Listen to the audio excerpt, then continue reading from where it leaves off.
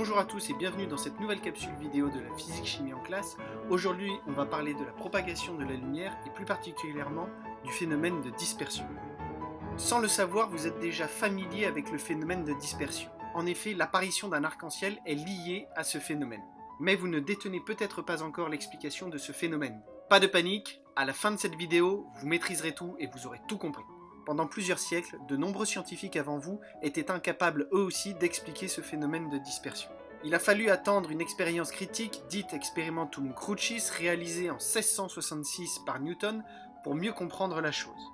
L'image affichée est un dessin de l'expérience réalisée par Newton. Après le passage de la lumière blanche émise par le soleil grâce à une fente sur un mur, Newton fait passer cette lumière dans un prisme et il obtient une décomposition de la lumière sur un écran. Pour mieux comprendre cette expérience, je vous propose un dessin schématisé qui s'affiche ici. Vous avez donc la lumière du soleil qui rentre par une fente et qui traverse un premier prisme. Un prisme est un objet d'une matière transparente telle que du verre et qui ressemble à une pyramide. En traversant ce prisme, la lumière du soleil se trouve décomposée comme un arc-en-ciel. On remarque tout de suite que les rayons de couleurs différentes ont aussi des directions différentes à la sortie du prisme, alors qu'à l'entrée ils se propageaient tous selon une même direction. Avec une autre fente, Newton sélectionne le rayon violet et le fait passer dans un nouveau prisme. Ici, la lumière n'est pas reconstituée, la lumière reste violette à la sortie du prisme. Dans sa lettre à Oldenburg en 1672, Newton est sans appel, la lumière blanche est composée de toutes les couleurs et la dispersion n'est autre qu'un phénomène de réfraction. Les couleurs apparaissent parce que les rayons lumineux de couleur ont des vitesses de propagation différentes dans le prisme. Reprenons les mots exacts de Newton dans son compte-rendu. Les rayons se déplaçant lentement sont plus réfractés que les rapides. Alors apparaîtront des sortes de couleurs, à savoir, à partir des rayons lents, le bleu, couleur du ciel, et pourpre, à partir des rapides, le rouge et le jaune, et à partir de ceux qui se déplacent ni très vite ni très lentement, le vert. C'est d'ailleurs exactement ce que l'on observe dans une expérience de dispersion à l'aide d'un prisme. L'image qui s'affiche ici correspond à une expérience de ce type. On remarque tout de suite qu'à la sortie du prisme, le rayon de lumière est bien dévié. Il devrait continuer selon cette ligne.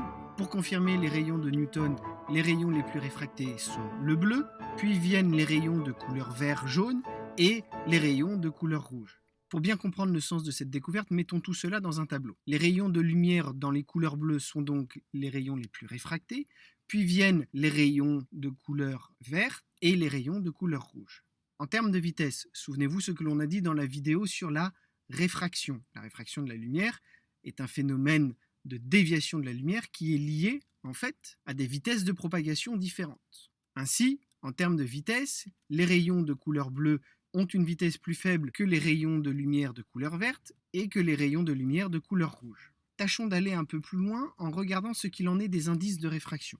Je vous rappelle que l'indice de réfraction NI d'un milieu correspond à la vitesse de la lumière divisée par la vitesse de propagation de la lumière dans le milieu considéré. Si les rayons de couleur verte ont une vitesse de propagation plus faible, on a donc le dénominateur qui diminue. Normalement, l'indice de réfraction devrait donc être plus élevé. On a pour le bleu, dans un verre ordinaire, un indice de réfraction de 1,528. On a dit que les rayons de couleur verte ont une vitesse un peu plus élevée, autrement dit le dénominateur est plus grand. Si le dénominateur est plus grand, on devrait avoir un indice de réfraction plus petit. C'est ce qu'on observe, 1,517. De même pour le rouge, on a un indice de réfraction mesuré de 1,511. La dispersion est donc bien un phénomène de réfraction qui s'explique tout simplement par le fait que dans des milieux dispersifs tels que l'eau ou certains verres, les couleurs, ou devrait-on dire les radiations lumineuses, ne se propagent pas toutes à la même vitesse. Dans un milieu non dispersif tel que l'air ou certains verres et le plexiglas, les vitesses de propagation des radiations lumineuses sont toutes les mêmes. Elles ont toutes le même indice de réfraction. Pour conclure sur ce phénomène de dispersion, revenons sur la formation des arcs-en-ciel.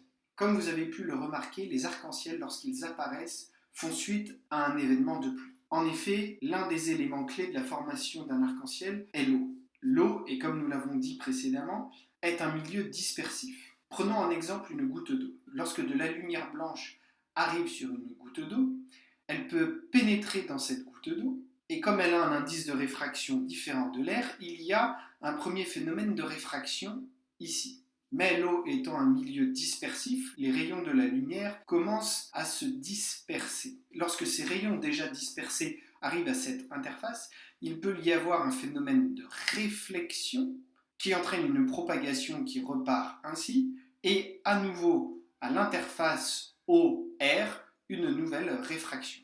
La formation des arcs-en-ciel suit donc le même principe que la dispersion de la lumière dans un prisme, avec la spécificité de l'arc formé, dont je n'expliquerai pas les raisons ici, mais vous pouvez vous référer à d'autres vidéos ou sites internet pour en savoir plus. En réalité, ce n'est pas une seule goutte d'eau qui est responsable de la formation d'un arc-en-ciel, mais un mur de pluie, où les gouttes d'eau hautes contribuent plus à la lumière rouge et les gouttes d'eau basses contribuent plus à la lumière bleue. Nous n'irons pas plus loin sur le phénomène de dispersion en seconde. Avant d'aborder le phénomène de réflexion lors d'une prochaine vidéo, je vous conseille vivement de travailler en profondeur cette notion de dispersion. Pour cela, rendez-vous sur le site internet de la physique-chimie en classe, à la page seconde, où vous retrouverez dans la rubrique concernant cette séquence, dans le thème 3, séquence 14, la vidéo que vous êtes en train de regarder, ainsi que un cours écrit, un quiz, des activités avec leurs corrections et des exercices. C'est maintenant à vous de jouer, bon travail. N'oubliez pas qu'avec les efforts, on peut vaincre toutes les difficultés. Alors ne baissez pas les bras devant les difficultés. Force et honneur, et à bientôt.